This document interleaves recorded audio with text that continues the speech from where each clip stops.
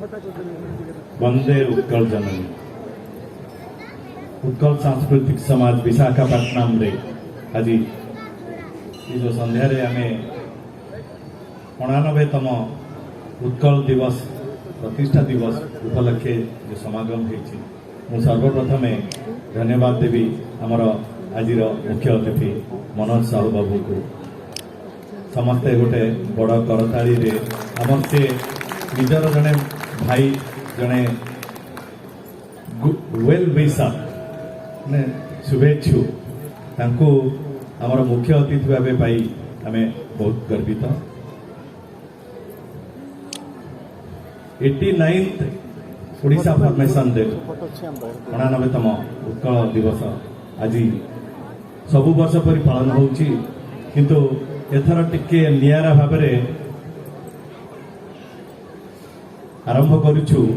गतकाली जो माने थिबे ऑडियंस रे निश्चय अधाधिक लोक काली भी थिले काली जोटा प्रोग्राम हेतिला मु भाबुची आमे बाहर माने प्रोफेशनल कलाकार को लेके आसिथिले मध्ये एते सुंदर हेइ नथा मु एथपै से मानकु धन्यवाद देबा चाहूची।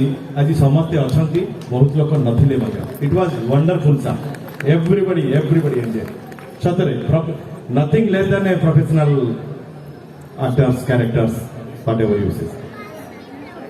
बहुत महापुरुष मानकर त्यागरे स्वतंत्र ओडिशा प्रदेश गठन होती सुदूर ओडिशा बाहर आमे जो प्रवासी ओडिया भाव जो गर्वित मु व्यक्तिगत भाव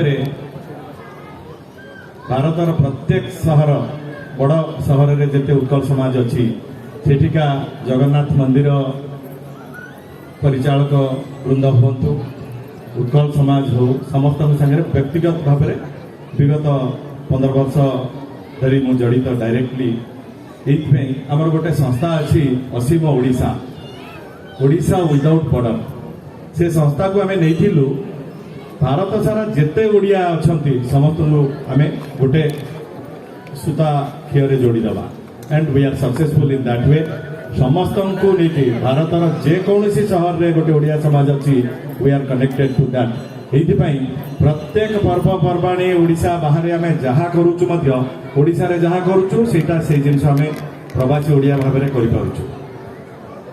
आज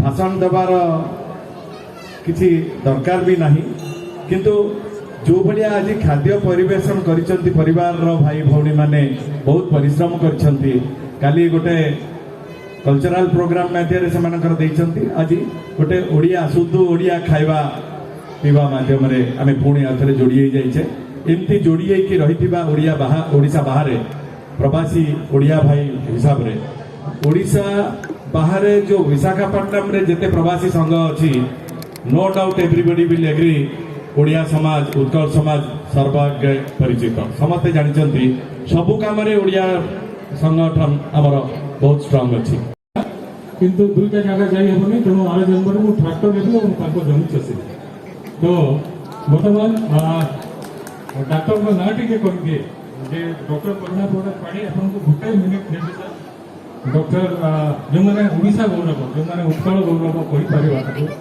doctor Nandakishore Panigrahi doctor Shesh Mohan Devta doctor Sumit Satpathy doctor Suman Das doctor Shivcharan Dalai doctor SK Malik doctor Archana Mahato doctor SK Panda आउ जदि को डाक्टर को भूली जाइए काली जदि बेमार हेबी मत भल देखिए मुझे भूली गली ना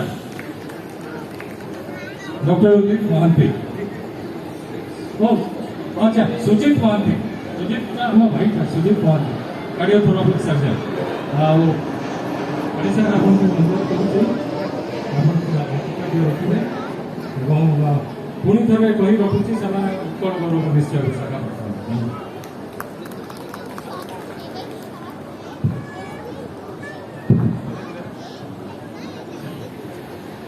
जय जगन्नाथ वंदे उत्कल जननी आज क्वेश्चन नेबिनी मुख्य वक्ता एवं आमर प्रिय मनोज साहू साहब वक्तव्य शुणापी समस्ते इच्छुक अच्छा ମୁଁ କିଛିଟା କହିବି ଯେ ଆମର ଏଇ ଯେଉଁ ଉତ୍କଳ ପ୍ରଦେଶ ଯାହା ଆମେ ଗର୍ବିତ ହେବାକୁ ଯାଉଛେ ସେ ଜିନିଷଟା ମୋଗଲ ପିରିୟଡ଼ରେ ଆଉ ଇଂରେଜ ଶାସନ ସମୟରେ ଖଣ୍ଡ ବିଖଣ୍ଡିତ ହୋଇଯାଇଥିଲା। ସେ ଏମିତି ସିଚୁଏସନରେ ପହଞ୍ଚିଥିଲା ଯେ ଯଦି 1 ଏପ୍ରିଲ 1936ରେ ଯଦି ଆମର ଓଡ଼ିଶା ଫର୍ମେସନ୍ ନ ହେଇଥାନ୍ତା ହୁଏତ ଆଜି ଆମେ ଓଡ଼ିଆରେ କଥା ହେବା ପାଇଁ ବି ସୌଭାଗ୍ୟ ପାଇନଥାନ୍ତେ। କାହିଁକି ନା ଓଡ଼ିଶାଟା ଅନ୍ୟ ଷ୍ଟେଟ୍ ଗୁଡ଼ାକ ଦେଖିଲା ବେଳେ ଯୋଉଟାକି ଗୋଟେ ପ୍ରୋଭିନ୍ସରେ ମିଳିତ ହେଇଯାଇଥିଲା। ସପୋଜ ଆମେ ଦେଖିବା ଆନ୍ଧ୍ରପ୍ରଦେଶଟା ମାଡ୍ରାସ ପ୍ରୋଭିନ୍ସରେ ରହିଯାଇଥିଲା କି ଛତିଶଗଡ଼ ଏସବୁ ମଧ୍ୟପ୍ରଦେଶ ସେମାନେ ସବୁ ଗୋଟେ ମଧ୍ୟପ୍ରଦେଶ ପ୍ରୋଭିନ୍ସରେ ରହୁଥିଲେ। କିନ୍ତୁ ଓଡ଼ିଶାଟା ଏମିତି ବିଭାଜନ ହେଇଯାଇଥିଲା ଯେ ପାର୍ଟ ଅଫ୍ ଗୋଟେ ପାର୍ଟ ଯାଇକରି ମାଡ୍ରାସ ପ୍ରୋଭିନ୍ସରେ, ଗୋଟେ ପାର୍ଟ ବେଙ୍ଗଲ ପ୍ରୋଭିନ୍ସରେ, ଆଉ ଗୋଟେ ପାର୍ଟ ମଧ୍ୟ ମିଡଲ ପ୍ରୋଭିନ୍ସରେ ଯାଇଯାଇଥିଲା। ଆଉ ପ୍ରାକ୍ଟିକାଲି କିଛି ନଥିଲା except little part of Cuttack Bhubaneswar ଏସବୁ ଏରିଆ ଦେଖି। ତେଣୁ ତା ପାଇଁ ଯେଉଁ ଅଗ୍ରାଧିକାର ନେଇକରି ମଧୁବାବୁ ଇଜ୍ ଏ ଲୟର, ତେଣୁ ସିଏ ଲୋକଙ୍କୁ ଏକତ୍ରିତ କଲେ। ବିଭିନ୍ନ ବର୍ଡରରୁ ଜ୍ଞାନୀ ଲୋକମାନଙ୍କୁ ଏକତ୍ରିତ କରି ଯେମିତି ୱେଷ୍ଟର୍ଣ୍ଣ ଓଡ଼ିଶାରୁ ଗଙ୍ଗାଧର ମେହେରଙ୍କୁ ଡାକିଲେ, ଆଉ ଆମର ଏଇ ଯେଉଁ ମଣି ଗୋପବନ୍ଧୁ ଦାସ, ଏ ସମସ୍ତେ ମିଶି ଯେତେ ଯେତେ ଓଡ଼ିଆ ଜାଗା ଅଛି ଓଡ଼ିଆ ସ୍ପିକିଂ ଗାଁ ଲେଭେଲ ପର୍ଯ୍ୟନ୍ତ ଯାଇ ସେମାନେ ଇଏ କରିଛନ୍ତି। ପର୍ଟିକୁଲାରଲି ଆମର ଏପଟେ ଯେଉଁ ଆନ୍ଧ୍ରପ୍ରଦେଶ ପଟେ ଦେଖିବେ ବର୍ଡରଟା ଇଟ୍ ଇଜ୍ ଭେରି ଡିଫିକଲ୍ଟ। ମାନେ ଏତେ ପ୍ରତି ଗାଁକୁ ଯାଇ ସେଥିରେ କେତିକି ମେଜରିଟି ଓଡ଼ିଆ ଲୋକ ଅଛନ୍ତି ସେମାନଙ୍କୁ ଭାଗ ଭାଗ କରି ସେମାନଙ୍କୁ କହି ଗୋଟେ ନେବା ପାଇଁ ସେମାନଙ୍କୁ ବାଧ୍ୟ ଚୟନ କରିଛନ୍ତି।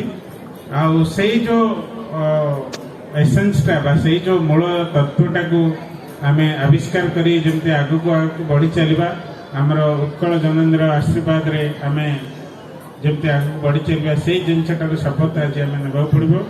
ଆଉ ଯେମିତି ଆମର ନାୟକ ବାବୁ କହିଲେ ଯେ ଯୋଉଠି ଯୋଉଠି ଆମର ଓଡ଼ିଆ ଲୋକ ଅଛନ୍ତି ସମସ୍ତଙ୍କୁ ଗୋଟେ କନେକ୍ସନ କରାହେଇଛି, ସେଇ ଜିନିଷଟାକୁ ଆମେ ପ୍ରୟାସ ରଖିବା। ଆମେ ଖାଲି ବିଶାଖାପାଟଣା ଯେତେ ଜାଗାରେ ଆମର ଓଡ଼ିଆ ଲୋକ ଅଛନ୍ତି ସମସ୍ତଙ୍କ ସହିତ କନେକ୍ଟ କରି ଆମର ଓଡ଼ିଆ କଲଚରଟା ଯେମିତି ସମସ୍ତେ ଅନୁଭବ କରିପାରିବେ ସେ ଜିନିଷଟା ଆମେ ସମସ୍ତଙ୍କୁ ଦେଖେଇବା। ଆଉ ଓଡ଼ିଆରେ କଥାବାର୍ତ୍ତା ହେବାର ପରମ୍ପରାଟା ଯେମିତି ଆମର ଘର ଭିତରେ ବଜାୟ ରଖିବା ସେଇଟା ବହୁତ ଦରକାର। କାହିଁ ମାନେ ଆମର ଯେ ମାତୃଭାଷା ମାତୃଭୂମିର ମମତା ଯାହା ହୃଦୟ ଜନ୍ମି ନାହିଁ ତାକୁ ଯଦି ଗୁଣି ଗଣାରେ ଗଣିବା ଅଜ୍ଞାନ ରହିବେ କାହିଁ ସେଥିପାଇଁ ମାତୃଭାଷାଟା ବହୁତ ଦରକାର। ଆମ ମାତୃଭାଷା ଯଦି ଆମେ ମାନେ ଯଦି ନ କହିବା ବାରମ୍ବାର ତାହେଲେ ଆମର ମୂଳ ତତ୍ତ୍ୱକୁ ଆମେ ଯାଇପାରିବା ନାହିଁ, ଆମେ ଜଗନ୍ନାଥ ସଂସ୍କୃତି ବୁଝିପାରିବା ନାହିଁ, ଆମେ ଓଡ଼ିଆମାନଙ୍କର ଭୂମିକା କ'ଣ ମାନବ ସମାଜ ପାଇଁ ସେଇଟା ବି ଆମେ ବୁଝିପାରିବା ନାହିଁ। ତେଣୁ ମା ଭଉଣୀମାନଙ୍କୁ ମୋର ଅନୁରୋଧ ଯେ ସେମାନଙ୍କ ପିଲାମାନଙ୍କୁ ଓଡ଼ିଆ ଯେମିତି ଭଲ ଭାବରେ କହିବେ। ସେମାନେ ବିଶାଖାପାଟଣାରେ ରୁହନ୍ତୁ, ଦିଲ୍ଲୀରେ ରୁହନ୍ତୁ, ଫରେନ୍ରେ ରୁହନ୍ତୁ, ଓଡ଼ିଆ ଭାଷାଟା ଯେମିତି ତାଙ୍କ ସହିତ କଣ୍ଟିନ୍ୟୁ ହେବ ସେଇଟା ଆମର ଦରକାର। ସେଥିପାଇଁ ମାତୃଭାଷା କାହିଁକି କୁହାଯାଏ, ଯେହେତୁ ଯେତେବେଳେ ଛୁଆ ପେଟ ଭିତରେ ଥାଏ ମଦରର କନସିୟସନେସଟା ଛୁଆକୁ ଯାଏ, ତେଣୁ ମାତୃଭାଷାଟାରେ ହିଁ ସିଏ ନିଜର ଭାବଟା ବି ଟ୍ରାନ୍ସଲେଟ୍ କରିକି ସିଏ ସମାଜରେ ବଢ଼ି ଚାଲେ। ତେଣୁ ମାତୃଭାଷାଟା ଆମର ଆଗକୁ ବଢ଼ିବା ପାଇଁ ନିହାତି ଦରକାର। ତେଣୁ ସେଇଟାକୁ ଗୋଟେ ଆମେ ଅଗ୍ରାଧିକାର ଦେଇ ଆମେ ଆଗକୁ ଚାଲିବା। ଆଉ ଯୋଉଠି ଯୋଉଠି ଓଡ଼ିଆ ଲୋକ ବି ଅଛନ୍ତି ଆନ୍ଧ୍ରପ୍ରଦେଶରେ ସେମାନଙ୍କୁ ବି ଆମେ ଏକତ୍ରିତ ଯଦି କରିପାରିବା ସେଇଟା ଆମକୁ ଭବିଷ୍ୟତରେ ଗୋଟେ ବହୁତ ବଡ଼ କାମରେ ଲାଗିବ। କାହିଁ ଆମେ ପେସେଣ୍ଟମାନଙ୍କୁ ଦେଖୁଛୁ, ବହୁତ ଗୁଡ଼ାଏ ପେସେଣ୍ଟ ଆସୁଛନ୍ତି ପର୍ଟିକୁଲାରଲି ଶ୍ରୀକାକୁଲମ ଡିଷ୍ଟ୍ରିକ୍ଟରେ।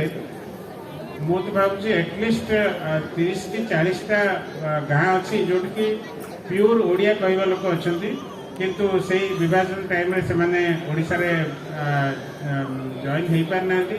କିନ୍ତୁ ସେମାନେ ସବୁ ଆମର ଓଡ଼ିଆ କଲଚର, ଓଡ଼ିଆ ଖାଦ୍ୟ, ଓଡ଼ିଆ ପୂଜା ପାଠ ସବୁ କରୁଛନ୍ତି। ସବୁ ସେଇ ଯେଉଁ ଓଡ଼ିଆ ଗାଁରେ ଗୋଟେ ଗୋଟେ ଜଗନ୍ନାଥ ମନ୍ଦିର ଅଛି, ଭାଗବତ ଟୁଙ୍ଗି ଅଛି। ତେଣୁ ମୁଁ ଯେତେବେଳେ ଟାଇମ୍ ପାଏ ସେମାନଙ୍କ ସହିତ କଥା ହୁଏ। ସମସ୍ତେ ସେମାନଙ୍କର ଆମେ ଯେମିତି ଭଜନ କୀର୍ତ୍ତନ ସବୁ ଗାଁରେ କରୁ ସେଇ ସବୁ ଜିନିଷ ବି ସେଇ ଗାଁ ଗୁଡ଼ିକରେ ବଜାୟ ରହିଛି। ତେଣୁ ଭବିଷ୍ୟତରେ ଆମେ ଏଇ ଯେଉଁ ଉତ୍କଳ ସଂସ୍କୃତ ସମାଜ ବିଶାଖାପାଟଣାରେ ଅଛି, ଆମେ ସେମାନଙ୍କୁ ଯଦି ଆଗକୁ କନେକ୍ଟ କରିପାରିବା ସେଇଟା ବି ଗୋଟେ ଭଲ ଚେଷ୍ଟା ହେବ। ତେଣୁ ସେଇଟା ଆମର आगत भविष्य भी से जिनटा को आम करने चेष्टा करवा एति कही मु मोर वक्तव्य शेष करुच्ची धन्यवाद। धन्यवाद डॉक्टर पाटिल।